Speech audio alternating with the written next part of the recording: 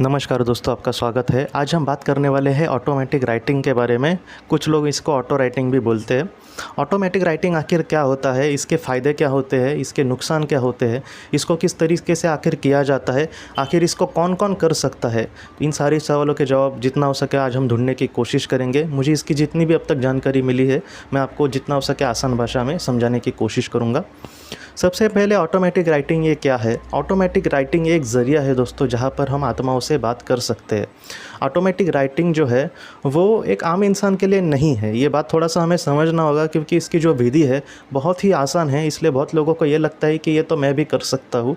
कुछ ऐसे भी मैंने देखे हैं कि 15-16 साल के बच्चे या फिर ऐसे जिनकी उम्र भी ज़्यादा नहीं है, ऐसे भी लोग ज़रा सा कुछ पढ़ लिया तो हाँ चलो ऑटोमेटिक राइटिंग करते हैं, करके देखते हैं। तो ये एक आम इंसान के लिए नहीं है। ये ऐसे इंसान के लिए है जो अधिकृत रीति से कुछ बहुत ही अच्छे से ऑटोमेटिक राइटिंग करना जानता है, जिसके पास उसका सुरक्षा कवच है। ऑटोमेटिक राइटिंग सिर्फ पेन लिया और कागज़ लिया इस तरीके से नहीं होता। उसके लिए सबसे पहले अपने पास एक सुरक्षा कवच होना चाहिए, और वो ऐसे इंसान का होना चाहिए या फिर ऐसे इंसान ने हमें सिखाया हुआ चाहिए जो अधिकृत रीति से, जिसको समाज ने माना है हाँ एक ऑटोमेटिक राइटर है, जिसका एक अच्छा कोई थोड़ा बहुत नाम है। तो ऐसे इंसान ने अगर किसी को सिखाया तो ठीक है उससे सीखना।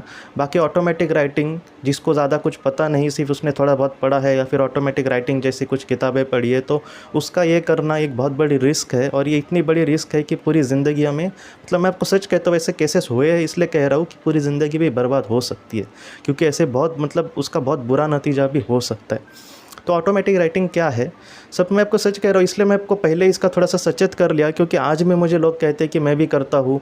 खुर्शीद भावनगरी जी की किसी ने किताब पढ़ी तो मैं भी करता हूँ। हाल ही में मुझे एक सर भी कह रहे थे कि उनके कोई पहचान के भी वो डायरेक्टली ऑटोमेटिक राइटिंग करते। थोड़ा सा मैं ये नहीं बोलूँगा कि नहीं करना चाहिए, लेकिन एक अच्छे तरीके से अगर हम सीखें इसको तो बहुत अच्छा है, क्योंकि हमें नहीं पता कि आगे क्या होगा। मैं आपको सच कह रहा हूँ, क्योंकि ऑटोमेटिक राइटिंग एक ऐसी एक चीज़ है जहाँ पर हम आत्माओं की दुनिया में प्रवेश कर रहे हैं। हमें दिखेगा नहीं वो, लेकिन हम प्रवेश कर रहे हैं। कहीं ना कहीं कौन और कैसे किस तरीके से हालात बन जाएंगे हमें नहीं पता। बहुत बार ऐसा भी देखा गया है कि पहले तो कुछ नहीं लग रहा, बाद में 1-2 साल के बाद उनको तकलीफ़ होना शुरू होता है। तो ऐसी भी चीज़ें, बहुत सारी चीज़ें देखी गई है, इसलिए कह रहा हूँ। तो ऑटोमेटिक राइटिंग क्या होता है। ऑटोमेटिक राइटिंग में एक पेन और कागज़ लेता है, जो भी थेरेपिस्ट या फिर जो भी राइटर होगा वो एक कागज़ और पेन लेता है, और बाद में वो मन से प्रार्थना करता है उस आत्मा के लिए जिसको उसको बुलाना है।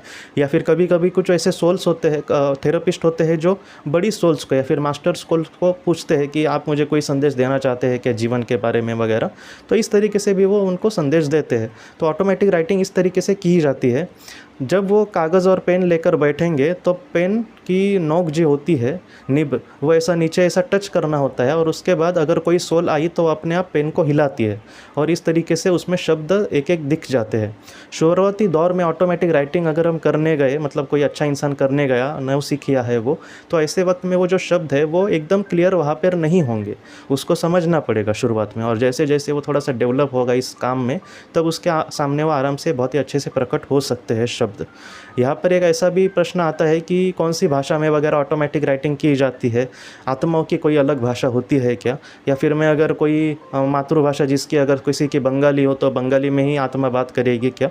कैसे होता है दोस्तों कि आत्मा को पता है कि ये कौन से भाषिक का है, या फिर इसके मन में जो भी भाषा होगी उस तरीके से वो बहुत बार लिखी जाती है।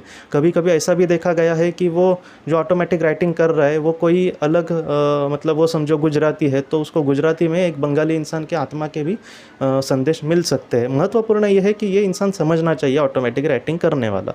तो इस तरीके से ऑटोमेटिक राइटिंग की जाती है। और ये बहुत सारे इसमें अब ये सवाल इस तरीके से किसी को ना पड़े कि ये सच है या फिर झूठ है। इससे बहुत सारे लोग, मुझसे भी ऐसे कुछ लोगों की बात हुई है जिन्होंने खुद ऑटोमेटिक राइटिंग किया था। तो इससे सीधे सीधे हमें समझ में आ सकता है कि हाँ एक ये एग्जिस्ट करती है बात, क्योंकि ये झूठ पूरी तरीके से नहीं है। खुर्शीद भावनगरी जी ने जो भी बातें कही ऑटोमेटिक राइटिंग के ज़रिए ही उनको पता चला। और सिर्फ खुर्शीद भावनगरी जी नहीं, उनके भी जो भी उन्होंने बातें कही वो खुद डॉक्टर ब्रायन वीस जी ने पास्ट लाइफ रिग्रेशन करके भी वैसे ही बातों का ज्ञान दिया है। तो इस पर हम कहीं ना कहीं उनकी बातों पर मोहर रख जाती है कि हाँ वो पूरी तरीके से सच है। मैं ये इसलिए कह रहा हूँ क्योंकि इतना सब कुछ होने के बाद भी बहुत लोग, मैं कभी कभी देखता हूँ कि उस वीडियो में ही कह रहा हूँ मैं कि ये बातें मैं इस किताब में पढ़ रहा हूँ, फिर भी कमेंट में कुछ कभी कभी कुछ लोग लिखते हैं कि आपको कैसे पता चला। अरे मैंने उस वीडियो में बोला है ना, आपको इतना अगर जानकारी आपको जाननी है तो आप किताबें सच में पढ़ सकते हैं। मैं ये क्यों बोल रहा हूँ, क्योंकि उस मतलब उस रेफरेंस में दे रहा हूँ, हर एक वीडियो के नीचे मतलब किताबों की लिस्ट है, आप ज़रूर उसको आप अभ्यास कर सकते हैं, क्योंकि इन सारी चीज़ों से आपको खुद को बहुत सारी बातें पता चलेगी। तो इस तरीके से दोस्तों जो ऑटोमेटिक राइटिंग होता है वो कागज़ और पेन लेकर इस तरीके से उस आत्मा से संदेश लिए जाते हैं और उस संदेश को हम बहुत ही अच्छे से समझ सकते हैं।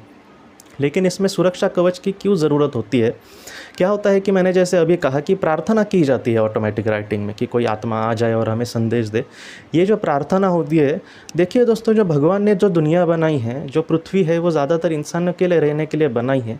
लेकिन यहाँ पर कुछ ऐसी भी आत्माएं होती है जो यहाँ से जाने के बाद मतलब मरने के बाद भी वो आत्मलोक में जाने के लिए तैयार नहीं होती। ऐसी जो आत्माएँ होती है वो पृथ्वी पर ही रहती है। बहुत बार ये पृथ्वी पर रह के जितनी आत्माएं पृथ्वी पर रहती है उसमें से कुछ सिर्फ 10 या फिर 20% ऐसी आत्माएं होती है जो इंसानी को परेशान करने की कोशिश करती है। तो इस वजह से ईश्वर ने भी क्या किया है कि डायरेक्टली वो परेशान ना करे, इसलिए एक लक्ष्मण रेखा कहीं ना कहीं खींच गई है। मैं ये नहीं बोलता कि हमेशा ही वो लक्ष्मण रेखा इंसान ही पार करता है, कभी कभी आत्मा भी उसको डायरेक्टली परेशान कर सकती है, लेकिन कहीं ना कहीं उनकी दुनिया अलग और हमारी दुनिया अलग इस तरीके से रखा है। लेकिन प्रॉब्लम क्या होता है कि जब किसी आत्मा को इस तरीके से कोई बुलाए खुद से, तो ऐसे वक्त में वो आ सकती है, मतलब वो जो दरवाज़ा है या फिर वो जो लक्ष्मण रेखा है वो पार करके वो उस वक्त आ सकती है क्योंकि उसको कोई बुला रहा है। तो इस तरीके से ये दरवाजे अगर खुल गए और ऐसे वक्त में समझो कोई एक बुरी आत्मा आ गई उस ऑटोमेटिक राइटिंग में, तो वो फिर से भी कभी कभी नहीं जाती। मैंने यहाँ तक सुना है दोस्तों, मुझे हाल ही में एक पुणे की मैडम ने बोला कि उसने एक ऐसी केस भी पढ़ी थी कि जहाँ पर एक इंसान ऑटोमेटिक राइटिंग करता था जिसको कोई मतलब पता नहीं था ऑटोमेटिक राइटिंग में, और ऑटोमेटिक राइटिंग में जैसे कागज़ और पेन लेकर बैठ जाता है, उसका कुछ ऐसे हुआ कि वो पहले ऑटोमेटिक राइटिंग करने लगा, बहुत ही अच्छा उसको इफेक्ट मिला, उसको भी लगा कि मैं कुछ बहुत ही अच्छा कर सकता हूँ। लेकिन ये जो मतलब राइट हैंड का जो कंट्रोल है वो ही बाद में वो खो गया और उसका राइट हैंड जो है वो अपने काबू में ही नहीं रहा।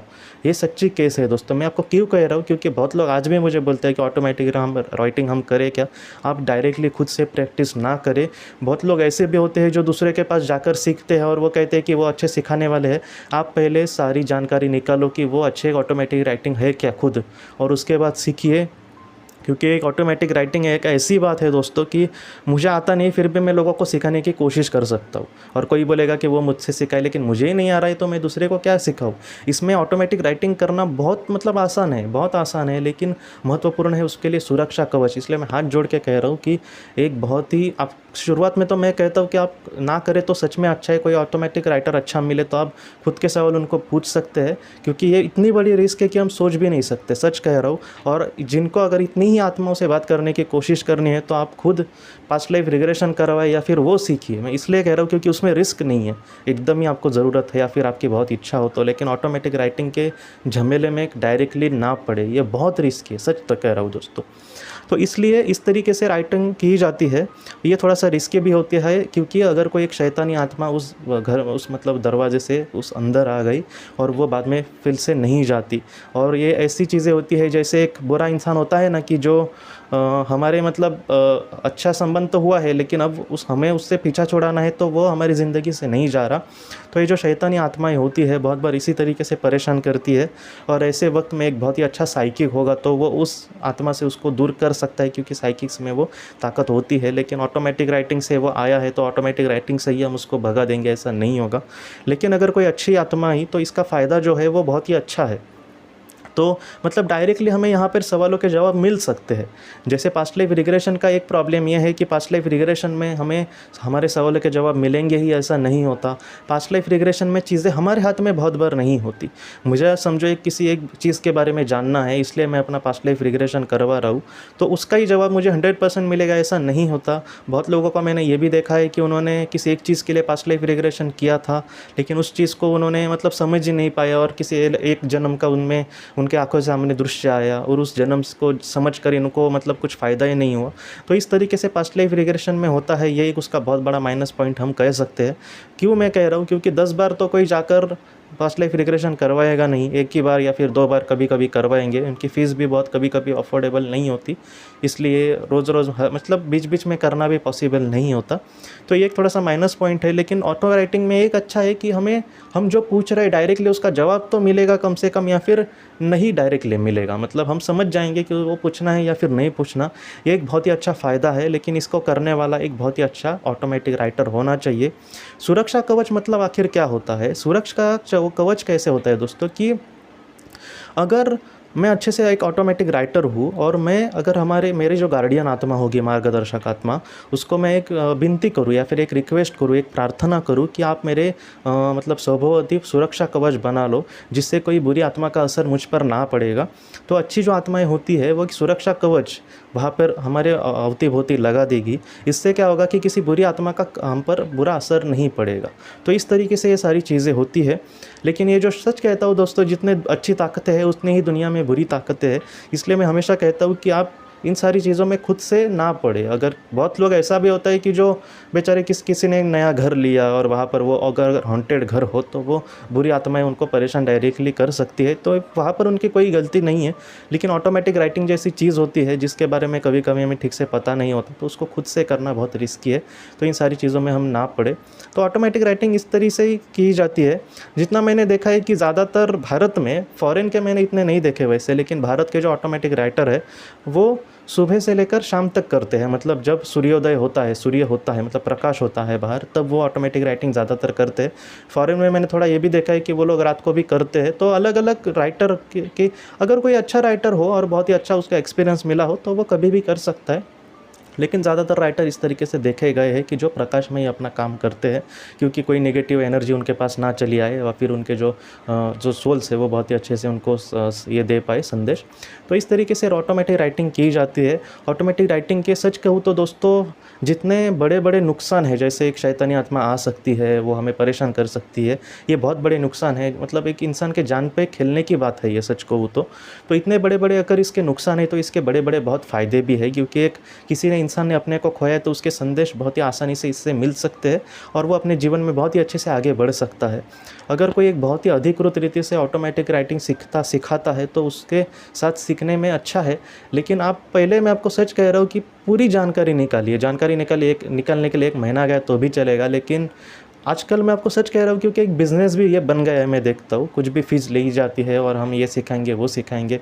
हम ज़्यादा जानकारी नहीं लेते, हम उनके बातों पर ध्यान देते हैं, लेकिन ऐसा नहीं करना चाहिए।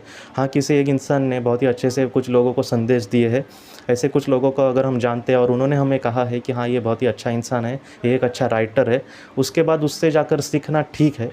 तो बाकी डायरेक्टली हम कभी भी ना करें दोस्तों, क्योंकि ये बुरी जो मतलब ऐसी जो बुरी चीज़ें हैं अगर वो हमारा पीछा करे तो वो सच में नहीं छोड़ती।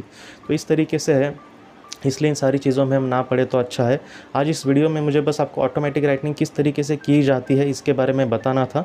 तो इस तरीके से ऑटोमेटिक राइटिंग की जाती है, जैसे आत्माएं हमें मतलब संदेश देंगी वैसी वो लिखावट में अपने हिसाब से देगी, क्योंकि वो आवाज़ से तो नहीं दे सकती जैसे हम आवाज़ से बात करते एक दूसरे, तो इसलिए वो उस ज़रिए किस तरीके से देते हैं। बहुत बार हम बहुत ही अच्छे से अगर उनको सवाल पूछे तो बहुत ही मतलब ऐसे जवाब कभी कभी मिलते हैं ना दोस्तों कि हमें पूरी तरीके से मतलब शॉक लग जाए। मतलब इतने आश्चर्यचकित कभी कभी जवाब होते, लेकिन वो सच ही बोलेंगे। अगर कोई अच्छी सोल हमारी आई है जो हमारी करीबी हो, जो एक अच्छी हो, तो वो बहुत ही अच्छे से हमें हेल्प करने की भी बहुत कोशिश करती है। तो इस तरीके से ऑटोमेटिक राइटिंग की जाती है दोस्तों। तो दोस्तों आज हमने जाना ऑटोमेटिक राइटिंग के बारे में। इसके बारे में और भी कोई मैंने नई किताब पढ़ी या फिर नया कुछ ज्ञान मिला तो मैं आपको ज़रूर इसके बारे में अपडेट एक वीडियो हम बनाएंगे और उसमें उसके बारे में ज़रूर जानने की कोशिश करेंगे दोस्तों। तो दोस्तों हम अपनी अगली वीडियो में मिलते हैं। आप अपने परिवार का ख्याल रखना। आपका बहुत बहुत धन्यवाद।